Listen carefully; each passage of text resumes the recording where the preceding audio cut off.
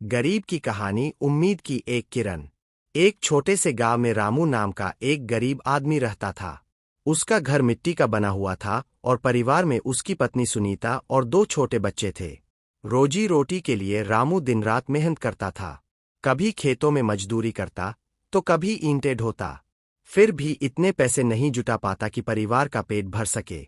एक दिन गांव में घोषणा हुई कि सरकार गांव के स्कूल को ठीक कराने जा रही है और उन्हें कुछ मजदूरों की जरूरत है। रामू तुरंत वहां पहुंच गया और काम करने लगा। काम करते करते उसने देखा कि बच्चे कैसे खुशी खुशी स्कूल आते हैं। उनके चेहरे पर मुस्कान देखकर उसे अपने बच्चों की याद आई। उसके बच्चे भी पढ़ना चाहते थे, लेकिन गरीबी के कारण स्कूल नहीं जा पाते थे। शाम को जब वह घर लौटा तो उसने अपनी पत्नी से कहा, सुनीता, चाहे कुछ भी हो जाए, मैं अपने बच्चों को पढ़ाऊंगा। उन्हें वो जिंदगी दूंगा जो मुझे नहीं मिल सकी। सुनीता मुस्कुराई और बोली, अगर इरादा सच्चा हो तो रास्ता खुद बन जाता है। रामू ने दिन रात मेहनत शुरू कर दी।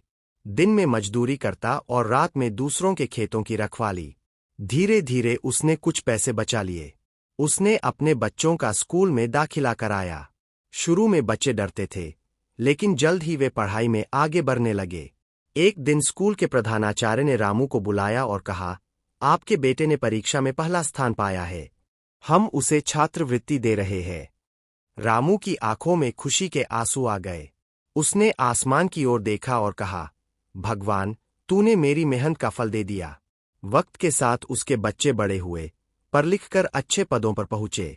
अब रामू बूढ़ा हो चुका था, लेकिन उसके चेहरे पर संतोष था, क्योंकि उसने गरीबी से लड़कर अपने परिवार का भविष्य बदल दिया था। सीख: गरीबी कोई अभिशाप नहीं। अगर इंसान में हौसला और मेहनत की ताकत हो तो वह अपनी किस्मत खुद लिख सकता है।